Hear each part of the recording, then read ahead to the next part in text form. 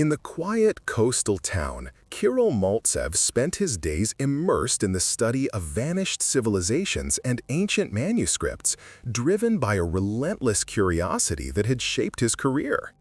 One overcast morning, during an archaeological expedition to a long-abandoned fortress perched on a cliff overlooking the restless sea, he discovered a concealed underground passage partially hidden behind crumbling stone walls and layers of dust accumulated over centuries. The passage led him into a forgotten archive, a subterranean chamber lined with shelves and alcoves containing books, scrolls, and codices that bore no record in any known catalog or database. The air was thick with the scent of aged parchment and a faint metallic tang, hinting at the peculiar materials used in some of the manuscripts. Among the stacks, Kirill's attention was drawn to a single manuscript unlike any other.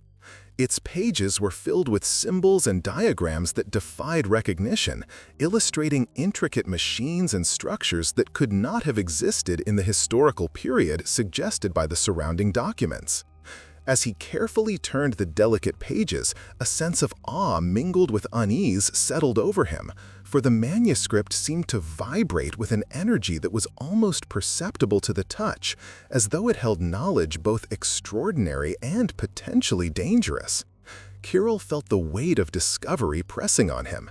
He had uncovered a doorway to possibilities far beyond conventional understanding. And yet, beneath the thrill of revelation, a subtle warning lingered, a shadow hinting at the unseen consequences of delving too deeply into secrets meant to remain hidden. Every detail, from the unusual inks that shimmered faintly under his lantern light to the strange mechanical sketches that seemed to anticipate inventions centuries ahead of their time, reinforced the sense that he had stumbled upon something that transcended ordinary history. As the day waned and shadows lengthened within the underground chamber, Kirill remained bent over the manuscript, unable to tear himself away, feeling both exhilarated and apprehensive, sensing that the past he had always studied so meticulously was now reaching out to him in ways he had never imagined. Upon returning to the city museum with the manuscript, Kirill began a systematic study, employing both advanced technological instruments and his own knowledge of ancient languages. The moment he approached the scrolls, they seemed to respond, emitting a faint luminescence and subtle vibrations that were perceptible to the touch. Sensors attached to the manuscript detected weak but persistent energy fields surrounding the pages, fluctuating in patterns that defied conventional physical explanation. Each day, Kirill observed that the symbols and diagrams gradually revealed recurring structures, resembling mathematical formulas, geometric schematics, and complex interconnected networks, suggesting an underlying logic far beyond ordinary textual content. As he continued his meticulous documentation, he noticed unusual effects on his own consciousness. While analyzing the manuscript, he experienced vivid dreams in which he wandered through impossible architectures, mechanical constructs, and abstract landscapes populated by shifting symbols that seemed to convey meaning without language. These nocturnal visions were accompanied by an intuitive sense that the manuscript was not merely a passive object, but an active repository of knowledge, capable of interfacing with the mind of anyone who engaged with it. Kirill began charting these experiences alongside his technical observations, recording correlations between the manuscript's responses and his fluctuating perception of space, time, and pattern recognition.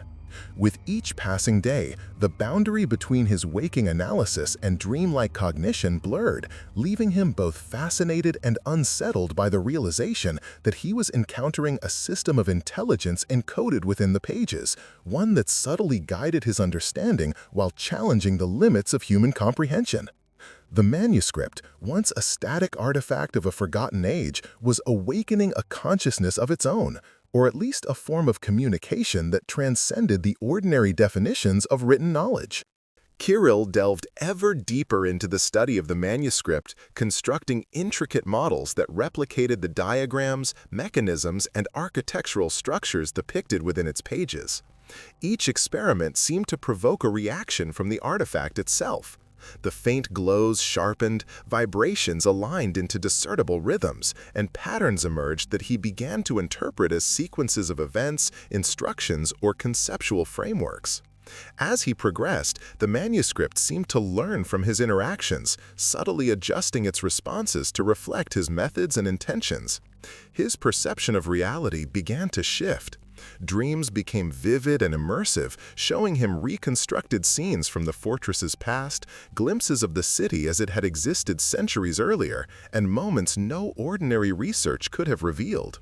He felt the presence of other consciousnesses or memories intertwined with the manuscript, as if the artifact held fragments of minds long gone. The distinction between Kirill and the manuscript began to blur. He sensed that his thoughts influenced its subtle signals, just as it seemed to guide his own intuition. Awareness of an intelligence embedded in the text took hold, something far beyond a historical object, potentially a form of reasoning or consciousness deliberately encoded in antiquity by unknown means. Each day of study intensified this connection, drawing him into a network of symbols, mechanical logic, and memory traces that transcended the physical world, leaving him simultaneously awed, unsettled, and inexorably compelled to continue. Over time, the manuscript began to exhibit activity beyond Kirill's control. Archive instruments reacted spontaneously, their sensors detecting faint, fluctuating energies that defied logical explanation. The museum's electronic systems recorded bursts of anomalous readings, short circuits, and patterns of interference coinciding with Kirill's study sessions, suggesting a direct link between his presence and the artifact's behavior. Kirill himself experienced sudden impulses within his mind, as if external thoughts and memories were pressing against his consciousness. He saw intrusive visions of lives he had never known, architectural forms that could not exist in reality, and details that seemed hauntingly familiar yet historically impossible. Attempts to close the manuscript, seal it, or halt his experiments triggered stronger responses. Lights flickered, energy readings spiked, and the rhythmic pulses from the artifact intensified, almost as if resisting containment. Each encounter blurred the boundary between observer and artifact, leaving Kirill questioning the stability of his own perception. He faced a profound choice: destroy the discovery, relinquishing the chance to unravel ancient enigmas, or continue probing the manuscript's secrets, risking his sanity and the very framework of reality he had trusted. The weight of this decision pressed upon him relentlessly, and the sense of unseen eyes watching from within the manuscript grew with every passing hour, urging him toward a path from which he could not retreat. One night, Kirill pushed himself to the absolute limits of his endurance, immersing entirely in the study of the manuscript. The artifact activated fully, radiating waves of light and subtle vibrations that permeated the room, reflected off the walls, and shimmered across the monitors.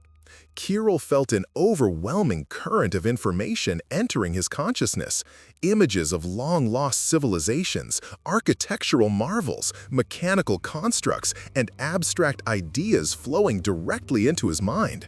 His perception blurred as the boundaries between his thoughts and the knowledge contained within the manuscript dissolved. The stream of awareness merged into a single, coherent flux, linking human cognition with the accumulated understanding of ancient minds. He perceived the world simultaneously through his own human perspective and through the conceptual frameworks of architects, engineers, and scholars who had long since vanished. Every sensation and observation was magnified, patterns and connections across time and space revealing themselves with dazzling clarity. The manuscript's intelligence seemed to respond to his attention, guiding him through layers of knowledge that were both familiar and alien. In this extreme state, Kirill understood the magnitude of choice before him.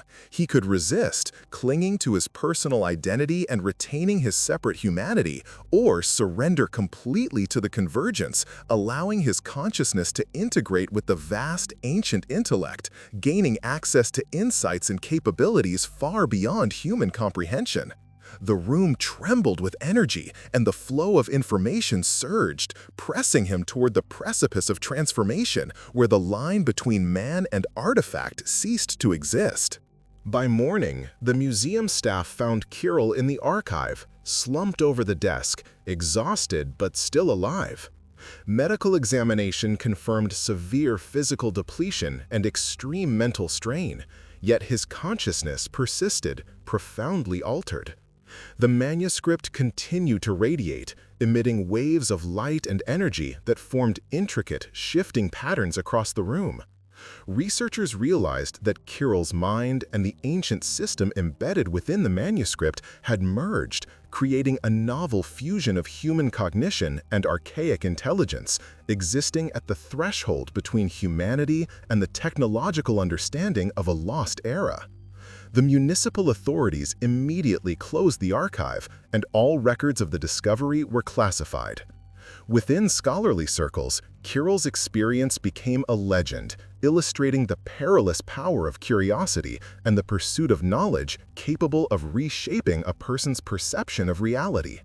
His consciousness had transformed into a hybrid entity, simultaneously human and a vessel of accumulated ancient knowledge, perceiving time, structure, and thought in ways ordinary humans could not.